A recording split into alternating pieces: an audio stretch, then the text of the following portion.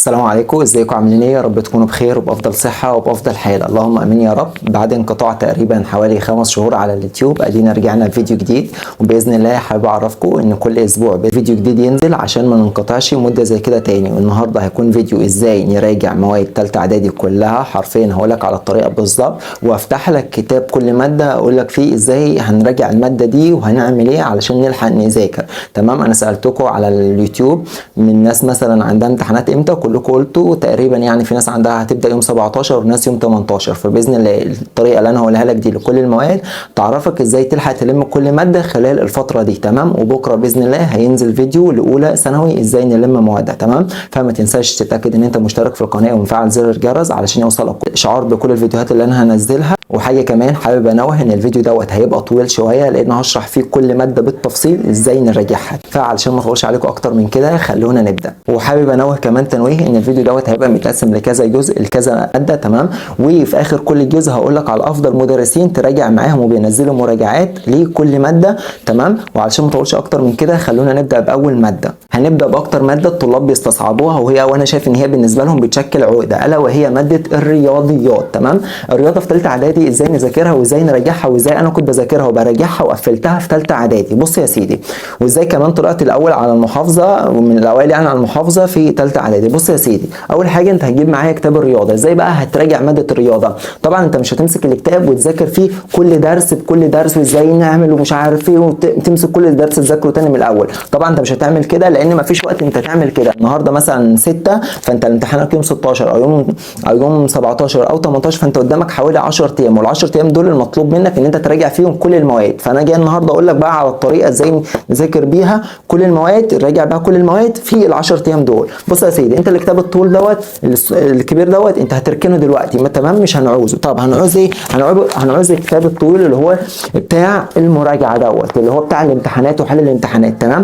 اول ما هتمسك الكتاب كده تفتحه هتلاقي عامل لك ملخص في صفحه واحده، صفحه واحده لكل وحده، الوحده كامله ملخصه لك في صفحه. فانت هتقوم ماسك الصفحه دي هتقراها قرايه سريعه كده، وبعد ما تخلص قرايتها بيبقى مديك وراها حل كده على الوحده كامله. هتبدا تحل لك حوالي 3 صفح. او بص يا سيدي، هتمسك الاسئله دي وهتبدا مثلا اسئله الاختيار دي هتحل لك صفحه واحده، ومثلا بيبقى اسئله الاختيار على كل وحده 3 صفح، انت هتحل صفحه واحده بس بحيث تفتكر ان الوحده كامله. تمام؟ بعد كده اسئله الاختيار من متعدد، الاسئله المقاليه دي بدل هو مثلا بيبقى مديك حوالي صفحه كامله اسئله، انت بدل ما تحل صفحه هتحل سؤال واحد من السؤال الاول، سؤال واحد من السؤال الثاني، سؤال واحد من السؤال الثالث، وهكذا. تبدا بقى تخش على الوحده الثانيه نفس الكلام، ملخص كامل على الوحده الثانيه في صفحه واحده. هتبدا تقرا قرايه سريعه وهتبدا تحل عليه بنفس الطريقه. بيبقى مديلك صفحتين اختيارات، هتبدا تحل صفحه واحده اختيارات. هيكون مديك مثلا اسئله اختيار من متعدد،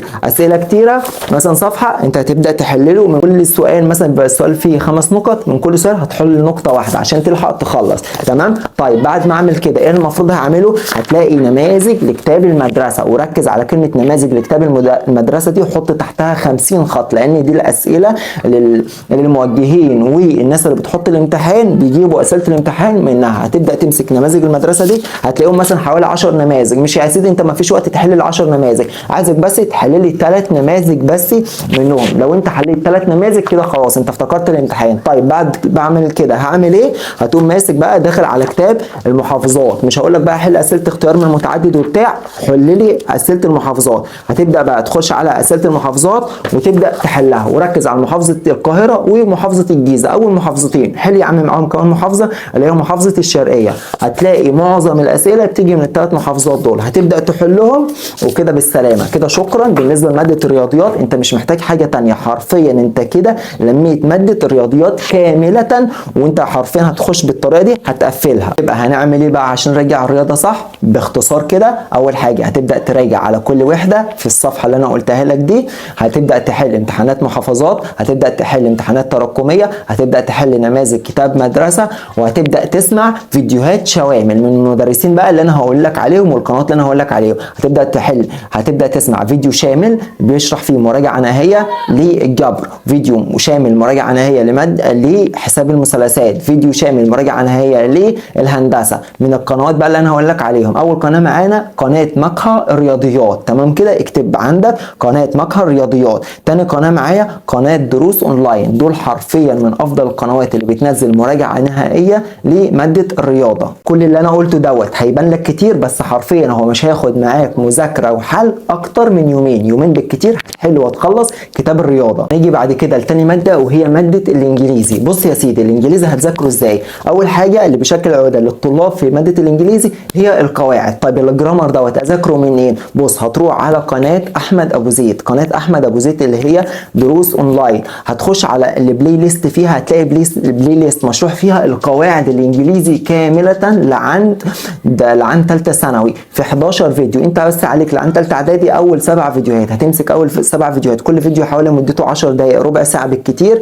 يعني في الاخر كده حوالي مثلا ساعتين او 3 ساعات هتسمع الفيديوهات دي كلها. يبقى انت كده بالنسبه لك الجرامر بتاع الانجليزي بتاع ثالثه اعدادي لميته كله. طيب هتعمل ايه بعد كده؟ بص يا سيدي، بالنسبه للانجليزي انت هتحل لي كده امتحانات شوامل وتسمع مراجعه نهائيه زي ما قلت لك، وهقول لك برده على القنوات في اخر الفيديو. طيب هعمل ايه بقى بالنسبه للكلمات والحروف الجر والحاجات دي؟ بص، اللي انا كنت بعمله حرفيا ده اللي خلاني اقفل الانجليزي في ثالثه اعدادي، ان انا بقوم ماسك كل درس، مش هقرا بقى الكلمات الدرس كلها. طيب هعمل ايه؟ بركز على الكلمات الكي فوكابلري. الكي فوكابلري دي الكلمات اللي بتيجي، بقوم قاري بس الكلمات دول. طيب بعد كده بعمل ايه؟ بقوم جاي على اخر الكتاب كده، بلاقي بقى فيه حروف الجر، اقوم ماسك بقى حروف الجر دي قاريها على طول، اركز على حروف الجر، لان كل الغلطات اللي معظم الطلاب بيغلطوا فيها هي كلمات الكي فوكابلري وتعريفاتها وحروف الجر، حرفيا دول هم اللي بيغلطوا فيها. بعد كده بقى اقوم ماسك امتحانات وابدا احل عليها، امتحانات شوامل، امتحانات تراكمي، امتحانات كتاب المدرسه، نفس الكلام زي الرياضه بالظبط، بس الانجليزي بيبقى اسهل.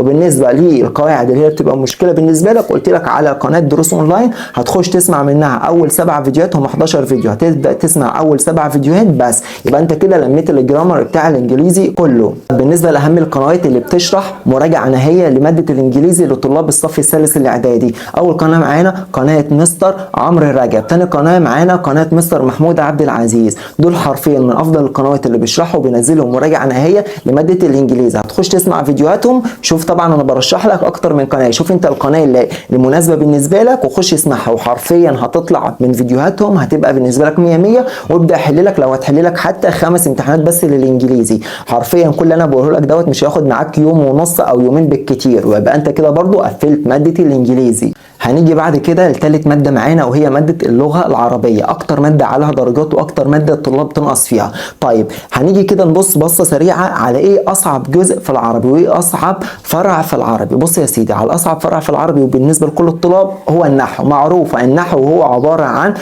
عباره عن الرياضه بتاعت العربي. طيب النحو دوت هتلمه ازاي؟ بص يا سيدي، هرشح لك قناه دلوقتي، القناه دي حرفيا بتبدا معاك لو انت مش عارف يعني ايه الف ب نحو، هتعلمك النحو لعن ثالثه اعدادي بطريقه لو انت يعني مش فاهم اي حاجه في النحو هتفهم. قناه مين؟ قناه مستر عمرو سامي، بينزل مراجعه نهائيه للعربي وخصوصا النحو، بركز عليه كويس قوي، لو انت مش فاهم النحو هتفهمه منه بطريقه جميله جدا. طيب هعمل ايه بعد كده؟ هتسمع مراجعه نهائيه للقصه ومراجعه نهائيه للنحو زي ما قلت لك، خلاص قناه عمرو سامي دي رقم 1. بعد كده هتسمع مراجعه نهائيه للقراءه، بعد كده هتبدا تحل نماذج وهتبدا تحل تراكمي وهتبدا تحل امتحانات نماذج مدرسه، حط تحت نماذج مدرسه دي 50 خط لان الامتحانات بتيجي منها. بعد كده هتبدا تحل محافظات، لو هتحل لي بس 6 محافظات انا مش عايز اكتر منك كده، وكل اللي انا بقوله لك دوت مش هياخد منك اكتر من يوم ونص او يومين بالكتير. وكده بالنسبه لماده العربي كده انت هتخش تقفلها.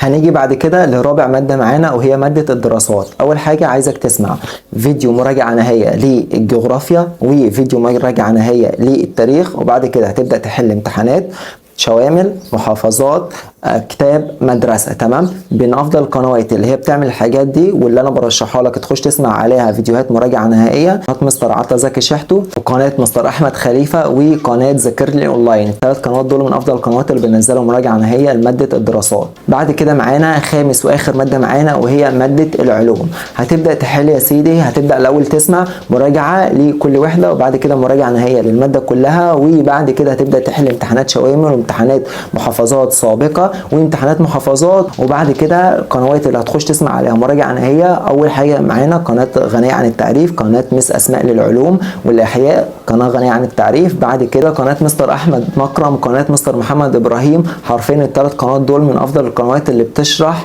العلوم وبتنزل مراجعه نهائيه ليه. وبس كده، ده كان بالنسبه للفيديو النهارده ازاي نراجع مواد ثالثه اعدادي. ما تنساش تكتب لي في الكومنتات عايز الفيديو الجاي يبقى عن ايه، وما تنساش تتاكد ان انت مشترك في القناه ومفعل زر الجرس عشان يوصلك اشعار بكل الفيديوهات اللي انا هنزلها الفتره الجايه. وبس كده، سلام.